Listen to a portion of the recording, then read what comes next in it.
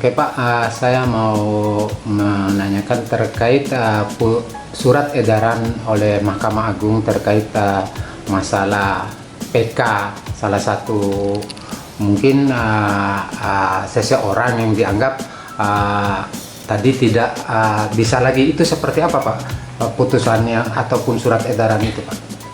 Ya, Mahkamah Agung mengeluarkan surat edaran nomor 3 tahun 2018 yang menyediakan upaya hukum peninjauan kembali pada pengadilan hubungan industrial. Nah, menurut saya surat edaran ini sesungguhnya tidak mempunyai kekuatan hukum, karena surat edaran ini bertentangan dengan berbagai undang-undang yang secara aturan lebih tinggi daripada surat edaran. Adapun undang-undang tersebut adalah pasal 57 Undang-Undang nomor 224 yang mengatakan hukum acara yang berlaku pada pengadilan hubungan industrial adalah hukum acara perdata. Nah, dalam hukum acara perdata mengenal upaya hukum peninjauan kembali. Nah, selain itu ada juga Undang-Undang nomor 14 tahun 85 pada pasal 67 malah mengatur syarat pengajuan PK. Artinya kalau begitu, surat edaran yang dikeluarkan oleh Mahkamah Agung nomor 3 tahun 85 ini adalah bertentangan dengan berbagai undang-undang hukum acara, berbagai undang-undang hukum perdata gitu. Oleh karenanya secara hukum itu tidak mempunyai kekuatan hukum tetap, tidak mempunyai kekuatan hukum. Oleh karenanya kita sangat heran kenapa Mahkamah Agung justru memaksakan menggunakan surat edaran nomor 3 tahun 2018 ini, padahal secara hukum itu tidak mempunyai kekuatan hukum. Harapan kita sebenarnya Mahkamah Agung dapat kembali memperlakukan upaya hukum peninjauan kembali itu terhadap pengadilan hubungan industrial, khusus tentang perselisihan hak dan perselisihan pemutusan hubungan kerja. Namun untuk perselisihan kepentingan dan perselisihan antar serikat pekerja serikat buruh itu tidak boleh digunakan upaya hukum PK, karena memang dalam pasal 56 Undang-Undang nomor 2 tahun 2004 itu sudah dikatakan bahwa perselisihan kepentingan, perselisihan antar serikat pekerja serikat buruh adalah upaya terakhir pada pengadilan hubungan industrial. Jadi tidak mengenal kasasi dan juga tidak mengenal upaya hukum peninjauan kembali. Tapi untuk perselisihan hak, perselisihan pemutusan hubungan kerja, seharusnya surat edaran nomor 3 tahun 2018 tidak boleh digunakan. Apakah contoh kasus yang selama ini Bapak tangani ada enggak Pak yang membatalkan peninjauan kembali dengan adanya surat edaran itu? Nah, sejak keluarnya surat edaran nomor 3 tahun 2018, surat edaran Mahkamah Agung, seluruh perselisihan hubungan industrial ditiadakan upaya hukum PK-nya. Padahal sebenarnya dengan bertentangannya tadi surat edaran nomor 3 2018 dengan Undang-Undang nomor 2 2004, Undang-Undang nomor 14 85, Undang-Undang nomor 14 1970, sebenarnya itu harus dilakukan. Kenapa demikian? Karena masih banyak terdapat penyimpangan-penyimpangan yang dilakukan oleh Mahkamah Agung dalam melaksanakan putusan dalam menangani perkara pada Mahkamah Agung. Salah satu contohnya adalah ada perkara kasasi nomor 24 dan nomor 1050 ya, yaitu atas nama Suryono dan atas nama Masnun ya. Itu Mahkamah Agung memutuskan bahwa karyawan tersebut berhak atas uang pesangon gitu ya. Artinya ada hubungan kerja. Kenapa dalam kasusnya Pak Suyono dalam putusan kasasi nomor 970 justru dinyatakan antara Suyono dengan perusahaan itu PT Sarana Raya Kaltim dinyatakan tidak ada hubungan kerja. Padahal dalam pasal 67 huruf E mengatakan alasan mengajukan peninjauan kembali itu adalah apabila ada dua perkara hal yang sama tetapi terdapat putusan yang berbeda. Nah, dalam hal ini untuk putusan kasasi nomor 240 ya, nomor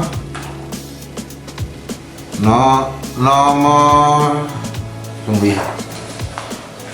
Nomor 24 dan nomor 1050 di sini jelas mengatakan bahwa Sarana Raya Kaltim dan Sarana Raya Kaltim harus membayar kewajibannya kepada Pak Suryono dan kepada Ibu Masnun selaku penggugat.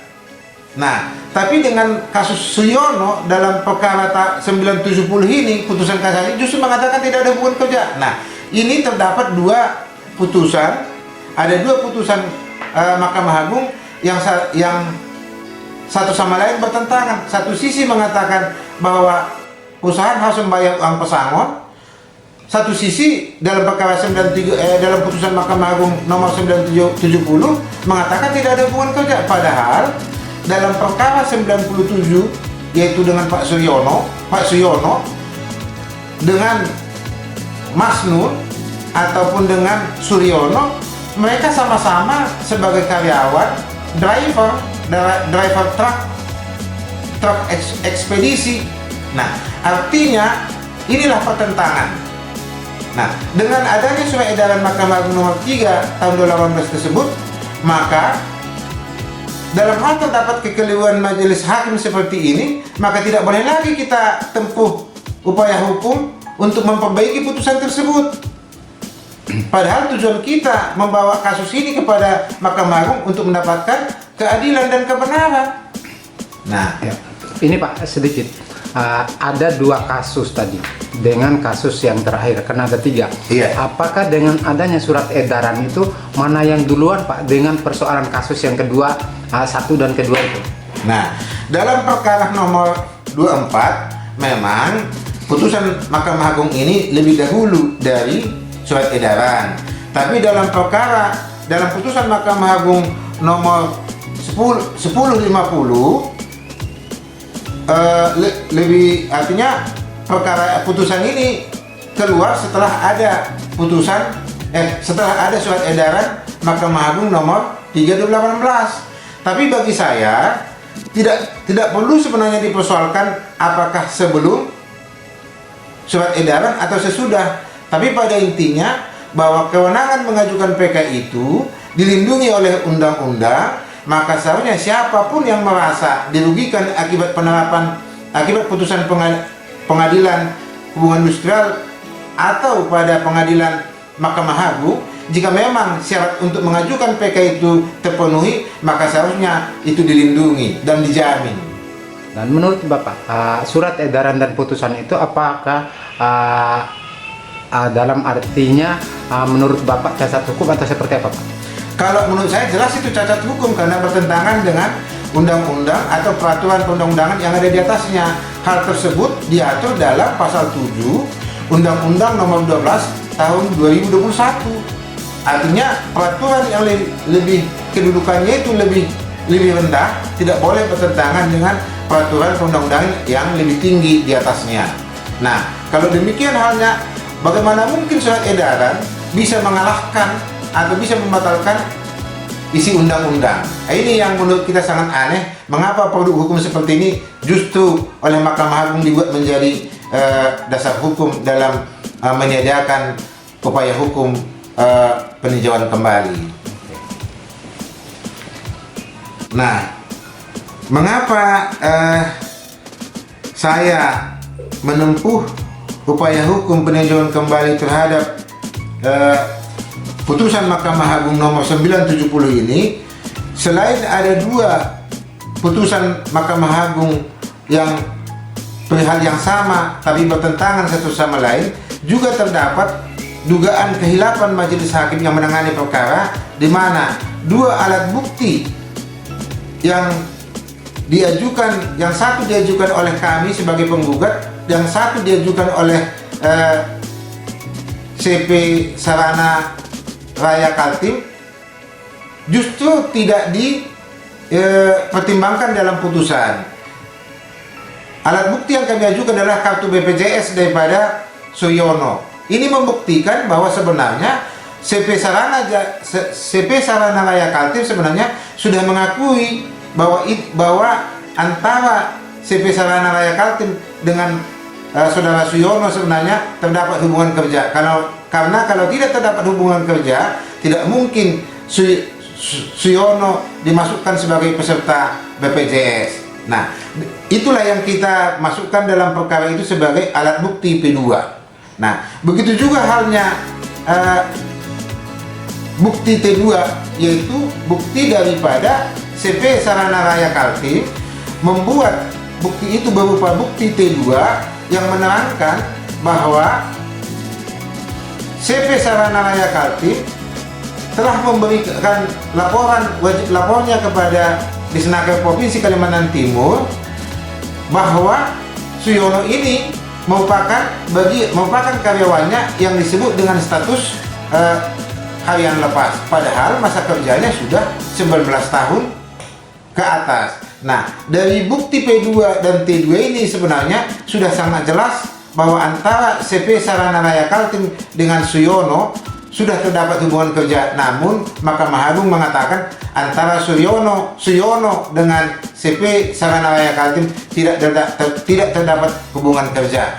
Nah, jika hal seperti ini tidak diberikan kepada Suyono untuk mengajukan upaya hukum peninjauan kembali, betapa tidak adilnya negeri ini, betapa tidak adilnya Mahkamah Agung dalam mengadili perkara yang ada di Mahkamah Agung tersebut.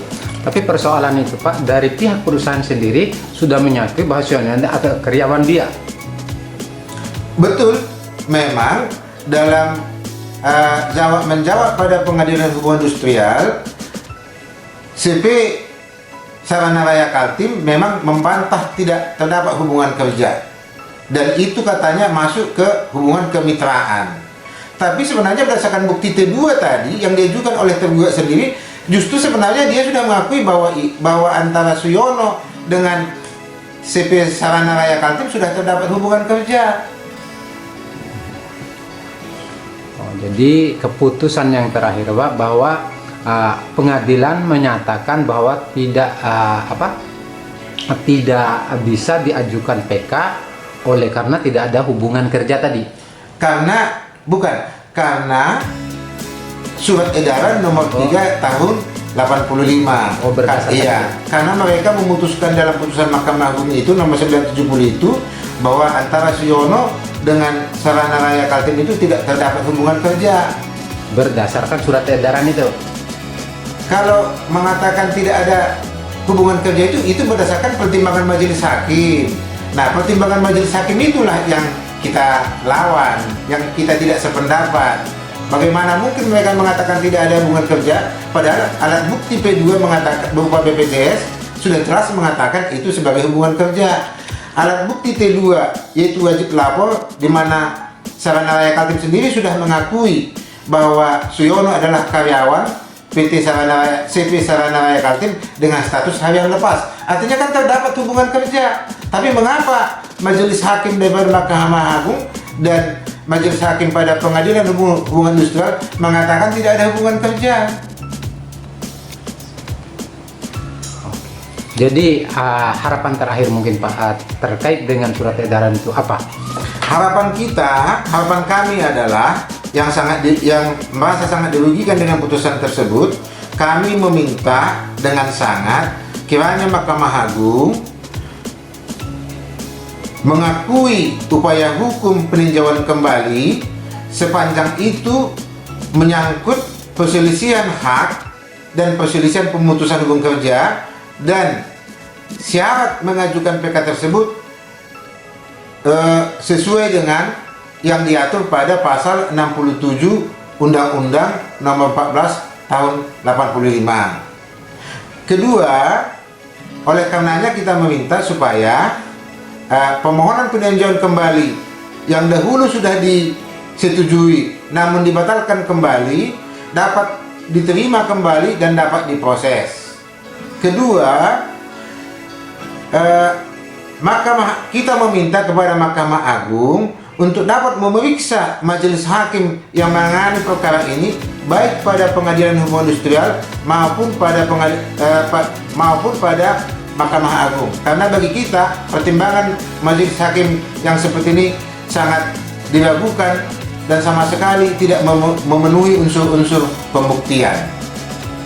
Sehingga dalam rangka mewujudkan Pengadilan Hubungan Industrial yang baik, yang menjadi tempat harapan semua pihak dalam mencari keadilan, maka mohon kiranya Mahkamah Agung, Ketua Mahkamah Agung dapat memeriksa para majelis hakim yang menangani perkara tersebut.